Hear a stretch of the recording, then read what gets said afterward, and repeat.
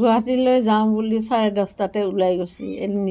তাৰ নিজৰ ল'ৰা এই থ'ব গৈছে তিনিআলিলৈ, আমাৰ ইয়াৰ পৰা অকণমান দূৰ হয়, তিনিআলিলৈ থ'ব গ'ল।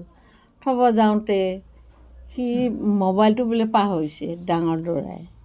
পাহৰাৰ কাৰণে সি কৈছে বোলে মোৰ মোবাইলটো নহ'লেও হ'ব দে, এনেকৈ ক'লা।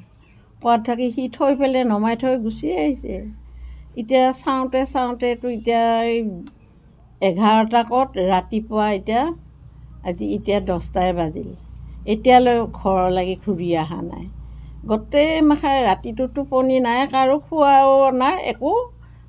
ল'ৰাও কান্দি আছে, মাকো কান্দি আছে, ময়ো কান্দি আছোঁ। গোটেই সোপাই এই ঘৰখন মানে একেবাৰে পাগল হৈ আছে। কি ক'ব এতিয়া আপোনাৰ ল'ৰাক?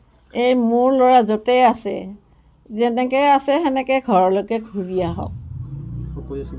সকলোৱে চিন্তা কৰি আছে, গোটেই ওচৰ চুবুৰীয়া চবেই।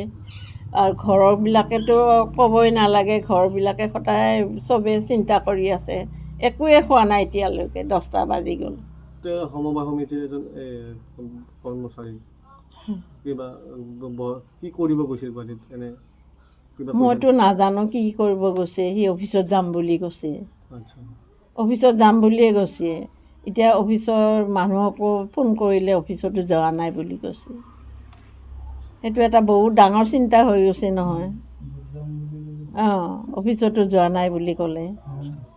এতিয়া ঘৰখন মানে এই ল'ৰাক কেনেকৈ ৰাখিম, মই মাকক কেনেকৈ ৰাখিম বা ঘৰৰ পৰিয়ালক মই কেনেকৈ ৰাখিম, সেইটোৱে বহুত ডাঙৰ চিন্তা হৈছে এতিয়া।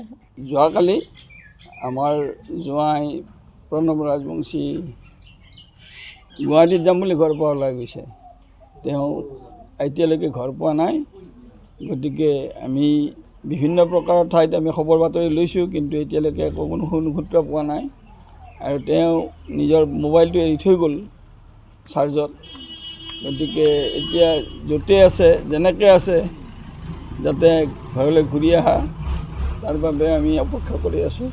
আৰক্ষীক জনাইছিল? আমি পুলিচ থানাত গৈছিলোঁ। আমি এতিয়া তেওঁৰ FIR এখন দি থৈ আহিছোঁ। আৰক্ষীক যোৱা ৰাতিয়ে যোৱা হৈছিলে, তেওঁলোকৰ মানে ডিউটিত মানে পেট্ৰলিং ডিউটিত থকাই ৰাতিপুৱা যাব দিলে। এই ৰাতিপুৱা আমি গৈ এজাহাৰখন দি থৈ আহিছোঁ। জনামতে তেখেতে এজন সমবায় সমিতিৰ সম্পাদক। আৰু কি কাৰণত গুৱাহাটীত গৈছিল কিবা জনাইছিল? কি কাৰণ মানে তেওঁ এনেই গুৱাহাটীত দুটামান কাৰণত যায়। এটা অফিচত যায়, তাৰমানে সমবায়ৰ লেঠা কিছুমান থাকে, সেইবিলাকৰ কাৰণে গুৱাহাটীত যায়। আৰু তেওঁ বজাৰ কৰিব যায়। এই দুটাই কাৰণ আছিল। গতিকে অফিচতো যাব পাৰে, নহ'লে বজাৰ কৰিব যায়। কিন্তু আমি গম পাইছোঁ তেওঁ গাড়ী ঘোঁৰা একো লৈ যোৱা নাই।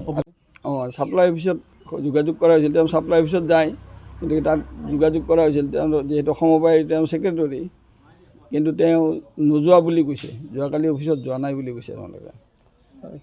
কি আহ্বান জনাব তেখেতক? গতিকে তেওঁ আহক, য'তে আছে, কি ভাবি ক'ত গৈছে, ঘৰৰ মানুহখিনি বহুত চিন্তিত।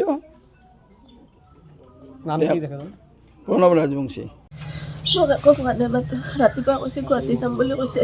গুৱাহাটী যাম বুলি কয়। একেলগে বেংকত গৈছোঁ দুয়োটাই। এতিয়া বেংকত সোমাইছে, মই দোকান খুলিব গৈছোঁ। ল'ৰাটোৰ লগত খেতিলৈকে গৈছে। তাৰপৰা তেওঁ গাড়ী লৈ পেলাই গুৱাহাটী অফিচত যাম বুলি কৈছে। ল'ৰাটোৱে তেওঁক খেতিত নমাই থৈ কম্পিউটাৰ ক্লাছত গৈছিল। তাৰপৰা তেওঁ কি গাড়ীত গৈছে একোৱে গম নাপাওঁ। তেতিয়াৰ পৰা যি খবৰ নাই, এতিয়ালৈকে কোনো খবৰেই নাই। মোবাইলটো নাই লগত, মোবাইল নিয়া নাই। মোবাইলটো ঘৰতে থৈ গৈছে। মই ৰাতিহে গম পাইছোঁ মোবাইল নিয়া নাই বুলি। কিন্তু বাবাক কৈছে বোলে মোবাইলটো এৰি আহিব ধন বুলি কৈছে বোলে। মোবাইলটো এৰি আহা বুলি কৈছে নালাগে দিয়া, হ'ব দিয়া, সেনেকৈ বুলি কৈছে বোলে। পুলিচক জনাইছোঁ? পুলিচক জনালোঁ। পুলিচৰ থানাৰ পৰা আহিলোঁ। কালি দিনৰ পৰা দেউতা নাই ঘৰত। মানে দেউতা গুৱাহাটী যাম বুলি কৈছিল ঘৰৰ পৰা, আৰু মই তিনিআলিলৈকে থৈ আহিছিলোঁ বাইকেৰে। দেউতাক থৈকে মই ক্লাছত গৈছিলোঁ। পিছত দেউতাই মোবাইলটো পাহৰি গ'ল ঘৰতে।